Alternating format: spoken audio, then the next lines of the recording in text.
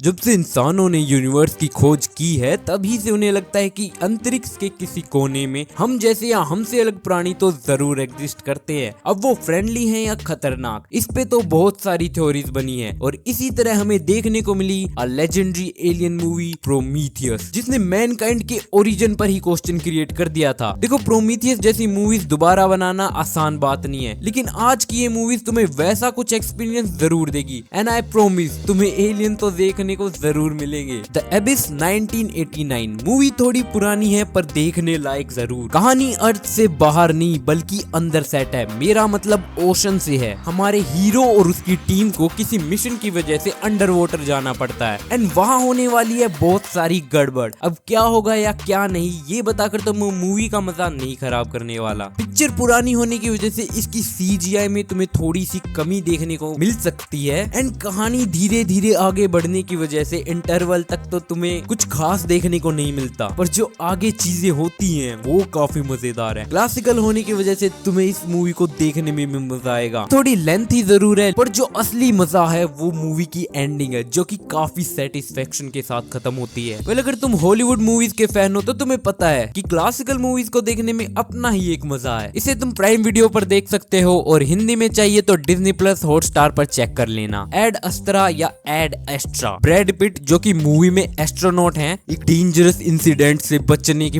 बाद इन्हें पता चला कि शॉक वेव्स हैं जो सभी स्पेस स्टेशंस को नुकसान पहुंचा रही है, वो सोलार सिस्टम के एक कोने से आ रही है। एंड वहां पर लास्ट मिशन के हेड इनके डैड थे जो शायद जिंदा हो सकते हैं एंड ये निकल जाता है इस मिस्ट्री को सॉल्व करने। This movie is visually pleasing. अबे प्लीजिंग वगैरह छोड़, ये बता एलियन किधर है? नहीं, इसमें कोई एलियन नहीं है। क्या तो ये मूवी क्यों देखूं? हमें तो सिर्फ चीर फाड़ करने वाले एलियन पसंद है। देखा ऐसा कुछ? I mean, ऐसी बात भी नहीं है। अगर तुम्हें स्पेस मूवीज को अच्छे से एक्सपीरियंस करना है तो तुम्हें ऐसी मूवीज भी देखनी चाहिए, because this movie tells you कि हाँ स्पेस में खतरा है but it is also beautiful. ऐसे नजारे जो तुम्हारे दिल को सुकून देते हैं। पर तूने तो वादा किया था कि प्रोमीथियस की तरह एलियंस देखने को मिलेंगे। हाँ गाइस, ये झूठ बोल रहा है, मैंने ऐसा कुछ नहीं कहा। चलो, हम मूवीज की बात कर रहे थे ना, तो मूवी विजुअली अच्छे होने के साथ साथ ह्यूमन इमोशन के बारे में भी बहुत कुछ सिखा देती है। हालांकि मुझे ब्रैड पिट का कैरेक्टर ब्लेड रनर 2049 के रायन रेनॉल्ड्स जैसा लगा। एंड ऑल्सो एक सीन था जहां पर रायन रेनॉल्ड्स का कैरेक्टर साइकोलॉजिकल टेस्ट में फेल हो गया था, वैसा ही कुछ इस पिक्चर में भी है। लेकिन एंडिंग को काफी अच्छी डायरेक्शन दी गई है। इसे तुम जियो सिनेमा और Amazon प्राइम पर हिंदी में देख सकते हो। एनहाइलेशन, हमारी प्रोटैगनिस्ट जिसका हस्बैंड किसी सीक्रेट मिशन के दौरान गायब हो गया है, लेकिन अचानक से 1 साल बाद वापस लौट आता है, पर उसकी हालत कुछ सही नहीं थी। तभी लड़की को पता लगा कि उसका हस्बैंड एक ऐसी जगह पर था जहां एस्ट्रॉइड गिरने से पूरे एनवायरनमेंट में चेंजेस आने लगे हैं और धीरे धीरे ये सब फैलता जा रहा है। अगर इसके पीछे का रहस्य क्या है या फिर क्या हुआ था उसके पति के साथ, ये सब जानने के लिए लड़की सर्च पार्टी के साथ एक्सप्लोरेशन पर निकल गई है। मूवी को काफी ब्यूटीफुली शॉट किया गया है जिसको देखकर मजा तो आता है, बट जो हॉरर था उस जगह को लेकर कहीं ना कहीं वो कम लगता है, बिकॉज जो डर होना चाहिए था कि कभी भी कुछ भी हो सकता है वो मुझे काफी कम फील हुआ। बट ये जस्टिफाइड भी है बिकॉज वो प्लेस ही कुछ ऐसी थी। मतलब विजुअली ब्यूटी तो तुम्हें हर जगह देखने को मिलेगी एंड सीरियसली कुछ मोमेंट्स काफी क्रीपी थे, यानी कि फिजिकली तो कुछ भी हो सकता है लेकिन रियल इम्पैक्ट मेंटली पड़ता है। एंड जैसे जैसे पिक्चर एंडिंग की तरफ बढ़ रही थी, अगर तुमने काफी एलियन मूवीज को देखा है तो तुम्हारे लिए एंडिंग प्रेडिक्ट करना भी कोई मुश्किल बात नहीं है। ओवरऑल पिक्चर एक अच्छा एक्सपीरियंस देती है। ये तुम्हें हिंदी में मिल जाएगी पर शायद नेटफ्लिक्स और प्राइम वीडियो पर इंग्लिश में अवेलेबल है। लाइफ, कुछ एस्ट्रोनॉट्स जिनको मार्स से लिए गए सैंपल पे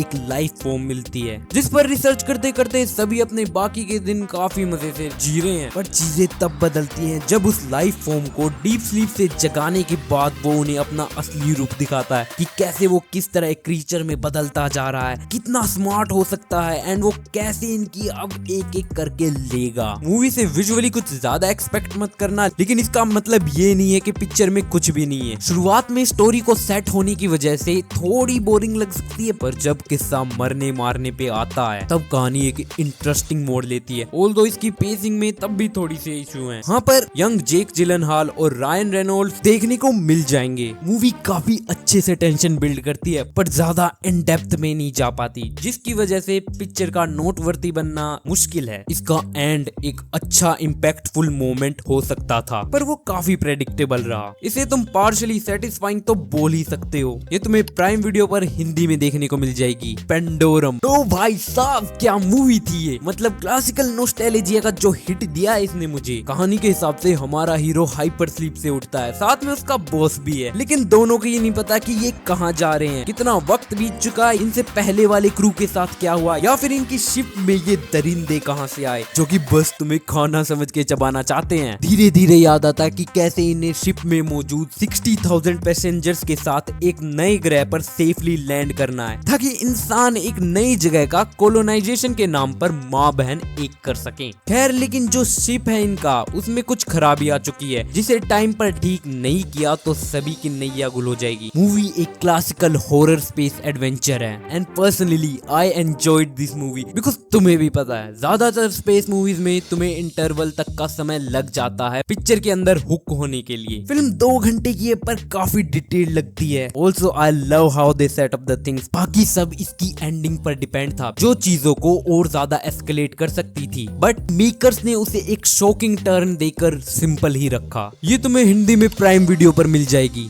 एलियन कोवेनेंट फिल्म प्रोमीथियस के 10 साल बाद की कहानी हमें दिखाती है, जहां फिर से किसी स्पेसशिप में बैठाकर कुछ लोगों को एक नए प्लेनेट पर भेजा जा रहा है, लेकिन किसी गड़बड़ी की वजह से क्रू को अपनी डेस्टिनेशन से 7 साल पहले उठना पड़ता है। ऐसे में सबको कुछ समझ नहीं आ रहा है, ना ही कोई दोबारा हाइपर स्लीप में जाने को तैयार है। तभी डिस्ट्रेस सिग्नल के जरिए पास ही के एक प्लेनेट के बारे में पता चलता है, जहां जिंदा रहना पॉसिबल है या नहीं ये जानने के लिए आधा क्रू वहां पहुंच चुका है। एंड तुम्हें पता है आगे इनके साथ क्या होने वाला है। सीजीआई काफी इम्प्रेसिंग है, पर जो हॉरर मैंने प्रोमीथियस के अंदर देखा था वो कहीं ना कहीं यहाँ मुझे कम फील हुआ। ऑल्दो एलियन का इंसानों पर तो अत्याचार चल ही रहा था। स्पॉइलर अलर्ट, मैं इस पिक्चर के अंदर डॉक्टर शो की बैकग्राउंड स्टोरी को और डिटेल में देखना चाहता था, जैसा कि प्रोमीथियस के साथ था। ये मूवी भी अपने पीछे कुछ क्वेश्चन छोड़ जाती है जो कि इसकी इन डेप्थ को बढ़ाने का काम करते हैं। पर भाई जो वो शावर वाला सीन था,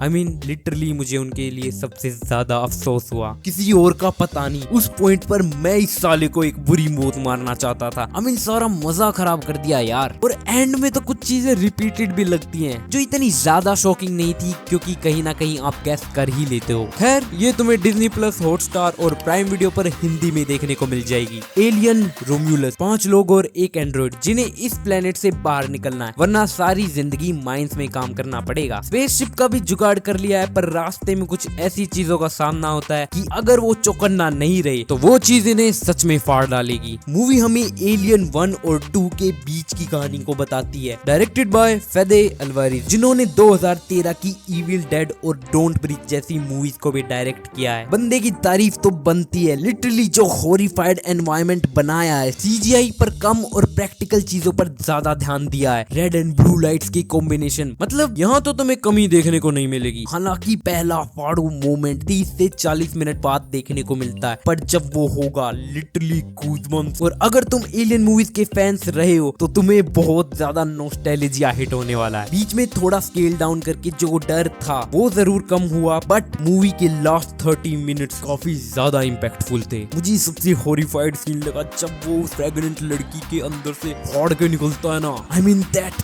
पेन। एलियन फैंस के लिए तो ये मूवी डेफिनेटली खजाने से कम नहीं है, एंड इसे तुम प्राइम वीडियो पर हिंदी में देख सकते हो। रुको रुको रुको, अगर इतने सब से भी मन नहीं भरा तो तुम एलियन फ्रेंचाइज की इन सभी मूवीज को चेकआउट कर सकते हो। और अगर तुम्हें किसी और स्पेसिफिक जॉनरास की मूवीज पर रिव्यू चाहिए तो कमेंट करना मत भूलना।